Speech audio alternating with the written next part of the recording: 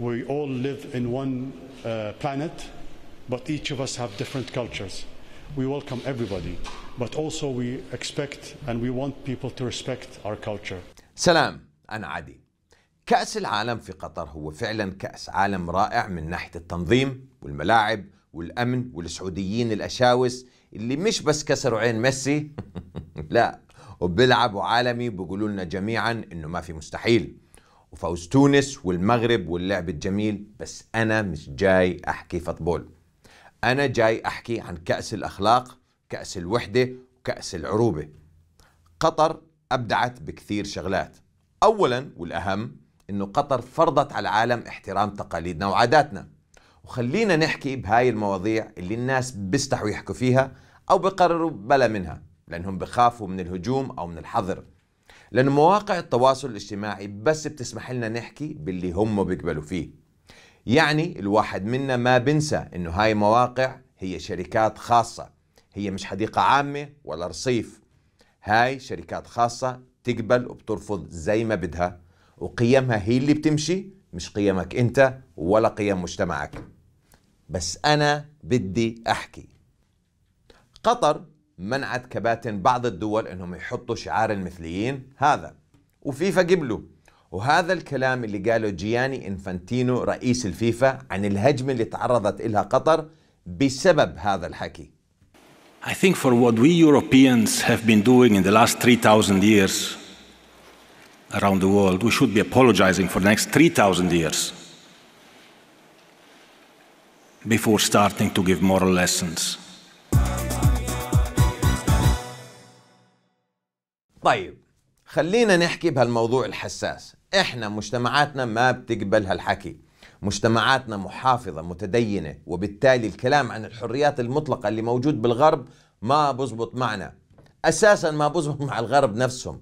زي ما شفنا بإيطاليا نجاح حزب يميني بينادي بعودة الأخلاق وشعاره الله، الوطن، العائلة. وبأمريكا على الرغم من القرف اللي عايشينه في مقاومة من المجتمع، والناس بلشت تحكي وما تخاف على الرغم من ثقافة الإلغاء أو الإقصاء اللي صار إلها اسم رسمي مصطلح cancellation culture. بس هذا له حلقة خاصة، لأنه موضوع المثلية الجنسية بطل هو الأساس، في مواضيع أكثر خطورة. وبسبب منع قطر والفيفا للمنتخبات والمشجعين وأي جهة تستخدم إشارات المثليين أو أي مواد بتمثل هذا الحكي، منتخب ألمانيا صور حاله بهذا الشكل قبل ما يأكلوا جولين من اليابانيين ويسكروا ثمامهم رسمي. قال شو بيعترضوا على سياسة تكميم الأفواه اللي متعلقة بموضوع الشذوذ الجنسي أو رهاب المثلية أو الهوموفوبيا. ونسيوا قصة مسعود أوزيل وكيف إنه اعتزل بسبب عنصريتهم وما حدا وقف معه.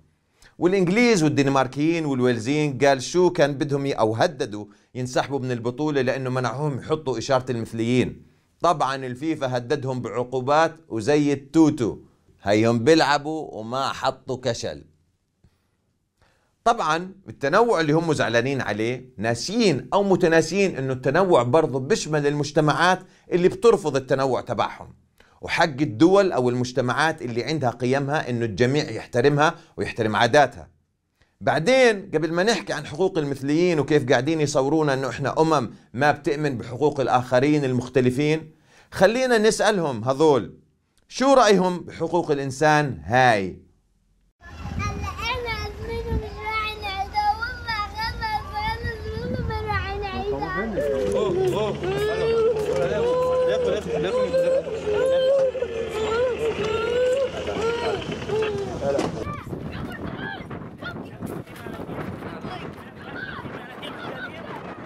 شو ولا هذول الأطفال مش داخلين على التنوع والحقوق، ولا مش إنسان أساسا عشان نشوفكم هالقد زعلانين عليهم؟ طبعا لما قطر تنظم هيك حدث عالمي ما بتقدر تمنع ناس يحضروا حتى لو كانوا من دولة الاحتلال. بس قطر اشتغلت هاي كمان صح. أولا ممنوع تيجي طيارة دولة الاحتلال رسمية، فطلبوا انهم يستأجروا طيارات من أوروبا، وطلبوا برضو إذا بدهم يسمحوا لمشجعين وإعلام دولة الاحتلال انهم يجوا، أجبروهم انهم يسمحوا للفلسطينيين والإعلام الفلسطيني انهم يجوا على نفس الطيارات واستخدام مطارهم. وهذا اللي رفضوه بالأول، بس بعدين وافقوا عليه غصب عنهم. بس مش هون السلافة، اللي صار أجمل. هي عشان تشوفوا بعينيكم. Israeli channel. Israeli channel, no, thank you. Why? Nothing called Israel. It's just Palestine. So we are from Israel. Israel. Yeah. Which channel is this? Israel channel. You don't like us? It was amazing. Ecuador, why Israeli? This? Yes. For Israel. What's your? No, Yeah. no. Why? That's free Palestine. Free I just want to give you this. No. Just want to give you this. ما بدك تلبسها؟ لا ليش ما بدك تلبسها؟ الشال مرة صغير. الشال مرة صغير. هذا أكبر. هذا أكبر. Nice. Free Palestine. Free Palestine. Till in this world. Free Palestine. Free Palestine. وهون مربط الفرس. زي ما هم بدافعوا عن التنوع تبعهم، الناس عنا بالوطن العربي الكبير وبالعالم حتى كبار بحبهم لفلسطين، كبار بدفاعهم عن مبادئهم وقضاياهم المصيرية. مش مهم انك تركب طيارة وتيجي، المهم انك ما راح تقدر تخترق هذا الصف، لا بفطبول ولا بإعلام ولا بالدجل. وبالمقابل فلسطين ما احتاجت لا 20 مراسل ولا استوديوهات ولا لوبيات. فلسطين كانت على قولة الصحيفة البرازيلية حاضرة بكل المباريات، كلهم ناس وعرب وأجانب. ما بدي أحكي كثير عن هالحادث لأنه بيحكي عن حاله. شاب عربي لابس علم فلسطين على كتافه ونخوة العرب بقلبه، ساعد بنت مدرب البرازيل وشال أولادها. اسمعوا شو قال المدرب. Eu tenho 2 netos, eles são pesadinhos. Aí transfere outro, um já dormindo, já para o outro, e o Luca é pesado pra caramba. Nessa troca toda veio um árabe e disse assim, eu posso ajudar? E pegou meu neto e carregou ele não sei quanto tempão lá aqui. E tem uma foto que é linda. Eu gostaria de conhecer o árabe.